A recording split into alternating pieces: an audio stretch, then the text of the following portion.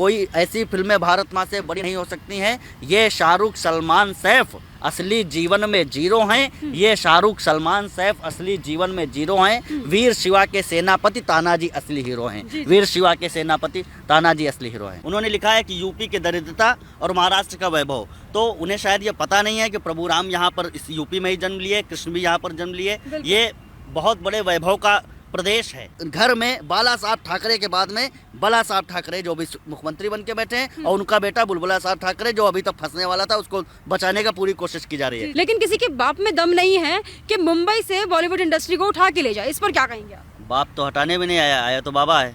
बाबा जो है बाप का भी बाप होता है। आज हमारी हरिश्चंद्र से फिल्म चली थी, ग्रैंड मस्ती पर आकर अटक गई है। वो कह रहे मिर्जापुर 3 बनेगी। हमें तो डर है कि योगी बाबा उत्तर प्रदेश ग्रेटर नोएडा में जब फिल्म सिटी बनाएंगे तो कहीं गोरे गांव की अंधेरी रात भी बना सकते हैं, या फिर वो अंधेरी के अंदर गर्दी भी बना सकते हैं। तो कहीं ऐसा ना हो, इसी डर की वजह से वो बहुत परेशान है, और ऐसा उन्हें रहना भी चाहिए। एक जो बहुत इंपॉर्टेंट पॉइंट मैं यहाँ पर बोलना चाहता हूँ, भारतीय सिनेमा का जो इतिहास था उसके पीछे कहा जाता है सबसे पहली फिल्म हरिश्चंद्र हमारी रही, दूसरी श्री पुंडलीक, जिसके बारे में चर्चा होती है। आपस में विवाद में मैं नहीं जाना चाहता हूँ, लेकिन ये दोनों फिल्में भारतीय दर्शन को लेकर के बनी। श्री पुंडलीक एक हिंदू संत की कहानी है। राजा हरिश्चंद्र को सब जानते हैं, सूर टरे चंद टरे, लेकिन हरिश्चंद्र का व्यवहार नहीं टल सकता सत्य का।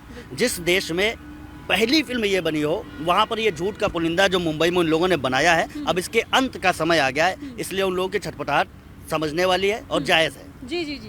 देखिए मिर्ज़ापुर 3 की बात यहाँ पर हो रही है कि मिर्ज़ापुर यूपी से इंस्पायर्ड है, क्योंकि वहाँ पर गुंडागर्दी होती है। लेकिन सबसे ज़्यादा गुंडागर्दी तो अभी मुंबई में, महाराष्ट्र में देखी जा रही है। दाऊद वहाँ से बिलोंग करते हैं जो पूरे बॉलीवुड को संभाल रहे हैं, और जिस तरीके की वहाँ पर हरकतें हो रही है, चाहे ड्रग को ले लीजिए, सुशांत सिंह राजपूत या कलाकारों की हत्या को ले लीजिए, तो गुंडागर्दी कहाँ ज़्यादा होती है? देखिए गुंडागर्दी की जहाँ तक बात है, तो ये मुंबई की समय में अब जो फिल्म सिटी वहाँ पर रही है, इसके पीछे एक बहुत बड़ा नेक्सस चलता है, बहुत बड़ा पैसा चलता है। जो दाऊद का आपने नाम लिया है, मैं आपको बताऊं कि सुल्तान फिल्म आप लोगों ने देखी होगी। कई सारी फिल्में उनको ग्लोरीफाई करने के लिए बनाई जाती हैं और यहाँ के युवाओं को बर्बाद करने के लिए बनाई जाती है। भारतीय सिनेमा का यहाँ की युवा पीढ़ी पर बहुत प्रभाव पड़ता है। जब धूम फिल्म आई थी तो कई सारे लोग ईयरफोन लगा करके कान में बहुत तेजी से चलते थे और एक्सीडेंट में मारे जाते थे। वो जो प्रभाव पड़ता है, उस प्रभाव को और ज़्यादा लोगों में बर्बादी की तरफ ले जाने के लिए ये सारी फिल्में बनाई जाती थी। और निश्चित रूप से मुझे योगी बाबा पर पूरा भरोसा है, और सरकारों पर भी नहीं बात कर रहा हूँ, ना मैं भाजपा सरकारों की बात कर रहा हूँ, लेकिन ये योगी जी की कर्मठता पे मुझे पूरा भरोसा है कि वो अगर कोई काम करेंगे तो उसको जिस विजन के साथ वो सोच करके कर रहे हैं उसको वो करके दिखाएंगे। राज ठाकरे पोस्टर लगवा रहे हैं महाराष्ट्र में जब योगी जी आ जाते हैं। कहाँ राजा भोज, कहाँ गंगू टेली, बिना नाम लिए योगी जी के बारे में इस तरीके की बातें कही जा रही है एमएनएस कार्यकर्ता उनकी पार्टी की तरफ से। इस पर क्या कहेंगे? कौन है राजा और कौन है गंगू टेली? देखिए, पहले तो हमें सबसे पहले बात ये समझनी होगी कि अटक से लेकर कटक तक और जम्मू से कश्मीर से लेकर कन्याकुमारी तक पूरा भारत एक है। हम क्षेत्रवाद की राजनीति करने वाले लोग नहीं है। मैं एक हिंदी कवि सम्मेलन के मंचों पर रहने वाला व्यक्ति हूँ। यहाँ से लेकर के पूरे हिंदुस्तान भर में कविता पढ़ता हूँ। मैं असम को भी उतना प्रेम करता हूँ, मैं महाराष्ट्र को भी उतना प्रेम करता हूँ। लेकिन एक बात कहना चाहता हूँ, जिस तरीके से मनसे ने ये विवादित पोस्टर लगाया, उसमें नीचे लिखा भी हुआ है, उन्होंने लिखा है कि यूपी की दरिद्रता और महाराष्ट्र का वैभव। तो उन्हें शायद ये पता नहीं है कि प्रभु राम यहाँ पर इस यूपी में ही जन्म लिए, कृष्ण भी यहाँ पर जन्म लिए। ये बहुत बड़े वैभव का प्रदेश है। तो ये जो अपमानजनक भाषा है, इससे मुझे पूरी तरीके से आपत्ति है। और ये जो क्षेत्रीय राजनीति करने की लालसा है, इसीलिए वो कुछ सीटों पर रह गए, इसीलिए क्षेत्र से आज तक बाहर नहीं निकल पाए। इस चीज़ को समझने की ज़रूरत है, और मुझे लगता है कि ये फिल्म सिटी, इसका बंटवारा नहीं हो रहा है, इसका विस्तार हो रहा है। इसका बड़े लोगों के साथ स्वागत होना चाहिए। और मैं आपको कुछ महत्वपूर्ण बिंदु के आंकड़े गिना देता हूँ। IIM अहमदाबाद के एक प्रोफेसर धीरज शर्मा जी ने एक शोध किया। उस शोध में उन्होंने पाया कि अभी तक जो फिल्में बनती थी उनमें 58% भ्रष्टाचारी नेताओं को ब्राह्मण दिखाया जाता था। उनमें 62% जो अत्याचारी लोग होते थे उन्हें क्षत्रिय टाइटल देकर के दिखाया जाता था। इसके साथ में सिखों की बात करें तो 74% सिखों को मजाकिया कैरेक्टर बनाकर ही पेश किया जाता था। ये हमारे आंकड़े हैं। और 84% मुसलमान, आप देखिए तो जब कोई मुसलमान फिल्म किसी भी फिल्म में होगा तो वो रहीम चाचा होगा, वो इतना बढ़िया होगा कि बुरे से बुरा मुसलमान भी 5 वक्त की नमाज पढ़ेगा। फिल्मों को ये जो ग्लोरीफाई करने का तरीका है, ये भारतीय मानस को बदलने का तरीका है जी।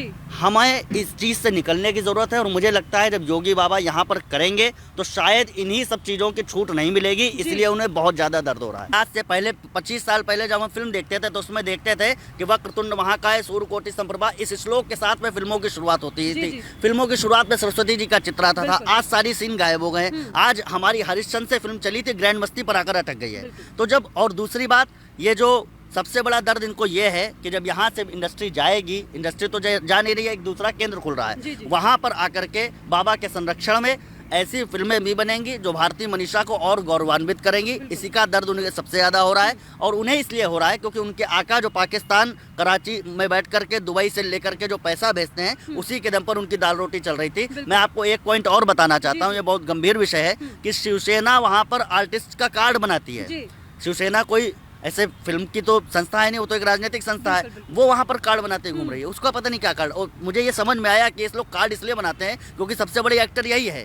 एक शेर था बाला साहब ठाकरे, उसके घर में बाला साहब ठाकरे के बाद में बला साहब ठाकरे जो भी मुख्यमंत्री बन के बैठे हैं, और उनका बेटा बुलबुला साहब ठाकरे जो अभी तक फंसने वाला था, उसको बचाने का पूरी कोशिश की जा रही है। उनको कहीं डर है कि ये जितने विषय है इनमें कहीं फंसने के लिए आगे उनकी व्यवस्थाएं ना बन जाए, इसलिए सबके सब परेशान घूम रहे हैं। बिल्कुल बिल्कुल। लेकिन राज ठाकरे इसमें क्यों अपना समर्थन कर रहे हैं? राज ठाकरे जो शिवसेना के बहुत ज्यादा दुश्मन माने जाते, मतलब उनके साथ ही नहीं देते हैं कभी उद्धव ठाकरे का राज ठाकरे, लेकिन अभी वो योगी जी के लिए इस तरीके के पोस्टर लगा रहे हैं। क्या बॉलीवुड में उनका समर्थन रहता है? यानी कि जो लड़कियों की तस्करी होती है या हिंदुत्व के खिलाफ चीजें होती हैं, ड्रग जो बॉलीवुड में पाया जाता है, उसमें राज ठाकरे का हाथ है? यानी कि मैं एक चीज मानता हूँ कि राज ठाकरे एक बहुत प्रतिभाशाली नेता थे, और उन्हें अगर बाला साहब जी का उत्तराधिकार मिलता तो शायद बहुत अच्छा कर सकते थे।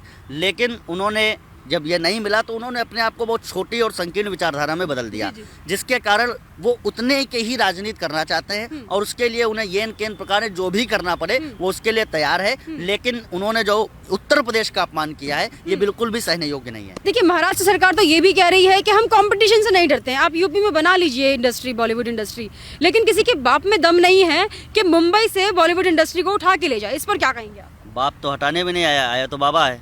बाबा जो है बाप का भी बाप होता है। दूसरी बात ये है कि हमारी तरफ एक वीडियो में चलते ना, बाबा बाबा हैं, तो बाबा करके मानेगा। और जो दूसरी बात, ये उद्धव ठाकरे अपने वचनों पर अडिग नहीं रह पाए। राम मंदिर जाने वाले थे दर्शन करने, सरकार बना ली साथ में कांग्रेस के, तो वो प्लान कैंसिल कर दिया। तो अपने छद्म हिंदुत्व के जो चोला ओढ़े हुए बैठे थे उससे बाहर आ गए हैं। लेकिन जिस तरीके से योगी आदित्यनाथ जी ये कार्य कर रहे हैं वो निश्चित रूप से सफल होंगे। और एक बड़ा विषय और है कि जब तेलुगु की फिल्में बनेंगी तो साउथ में बनेंगी, जब और इंडस्ट्रीज की फिल्में बनेंगी तो उनके नेटिव प्लेसेस पर बनेंगी। लेकिन जब हिंदी फिल्म बनेगी तो केवल महाराष्ट्र में बनेगी, ये कैसे संभव हो सकता है? उत्तर भारत का एक बहुत बड़ी बेल्ट खाली पड़ी है। और सबसे बड़ी बात कि उत्तर प्रदेश और बिहार के ही कलाकार बहुत सारे मुंबई में हैं। जब वो अपने घर में आ जाएंगे तब उनकी दलाली बंद होगी। इस वजह से ये सारी प्रक्रिया चल रही है। और मेरा ये मानना है कि सब अपनी अपनी विचारधारा के पोषण के लिए कार्य करते हैं, तो जिसकी विचारधारा सही होगी वो अपने आप ऊपर उठ करके आ जाएगी। तो क्या बंटवारा बॉलीवुड में भी होगा? जैसे अगर यूपी में फिल्म सिटी बन जाती है तो जितने भी कम्युनिस्ट लोग हैं, जितने भी वामपंथी फिल्म मेकर कह लीजिए या फिल्म कलाकार कह लीजिए, जैसे स्वरा भास्कर हो गई या फिर अन्य हैं, क्या ये लोग यूपी आएंगे अपना शूटिंग वगैरह के लिए, या फिर इनका भी बंटवारा हो जाएगा? हम तो कहते हैं बिल्कुल ना है, और इधर से अगर निकल जाए सागर की तरफ तो ज़्यादा अच्छा है। मैं एक बात और कहना चाहता हूँ कि ये वो देश है जो अपनी राष्ट्र को प्रेम करने के लिए जाना जाता है। वहाँ पर आप जेएनयू में जो देशद्रोह के नारे लगा रहे हैं, उनके बीच में जाकर के सुनने में आता है 5 करोड़ रुपए भी लिए मैडम जी ने, और वहाँ जाकर के खड़ी हो गई। तो अब समझने के योग्य ये है कि जिनको हम आदर्श मानते हैं वो राष्ट्रद्रोह के में जो लिप्त लोग हैं उनके साथ खड़े हुए हैं। तो अगर ऐसे लोग उत्तर प्रदेश ना आए तो ज्यादा अच्छा। हाँ, तो योगी जी का डर है यानी कि अगर यूपी में बन गई तो राष्ट्रद्रोह का काम नहीं कर पाएंगे। मुझे अब ये अनुराग कश्यप जी जाने, स्वरा भास्कर जी जाने, ये दीपिका पादुकोण जाने, ये सारे कई सारे ऐसे नाम हैं। ये लोग अगर उनको लगता है कि वो यहाँ पर आने के लायक हैं तो पहले अपनी इस विचारधारा को त्याग करके राष्ट्रवाद और देश प्रेम की विचारधारा को लेकर के आगे बढ़े। उनका उत्तर प्रदेश में स्वागत होगा बिल्कुल भी। आखिरी में सिर्फ इतना कहना चाहता हूँ, 1970-80 के दशक में फिल्म आई पानी रे पानी तेरे रंग कैसा, कोई नहीं बता पाया। तो हमारे यहाँ देखो हनी सिंह ने बताया आज ब्लू है पानी पानी। वो विशुद्धानंद जैसे योगी, बड़े बड़े योगी हार गए कि दुनिया किस चीज़ की बनी नहीं बता पाए। तब वो हम सबकी फेवरेट अभिनेत्री बताए सनी लियोन ने, बेबी डॉल में सोने दिए, दुनिया पित्तल दी। तो मेरा कहने का मतलब यह है कि हमारे आदर्श गलत स्थापित हो गए हैं। जब जीजाबाई अपने बेटे को अपने गौरव इतिहास की कथा सुनाती है तब जाकर के बेटा शिवाजी बनता है, वरना फिर उसके बाद क्या क्या लोग बन रहे हैं आप जान सकते हैं। और छोटी सी बात यह है कि जिस उत्तर प्रदेश के प्रति इतनी कटुता मन से और इन लोगों में है, तो मैं इतना कहना चाहूँगा कि जो महाराष्ट्र का सबसे बड़ा गौरव का प्रतीक और हिंदुस्तान के सबसे बड़े गौरव के प्रतीक में से एक है हमारे महाराज शिवाजी, उनके ऊपर सर्वाधिक अगर किसी ने लिखा तो हमारे यहाँ के कानपुर के भूषण ने लिखा।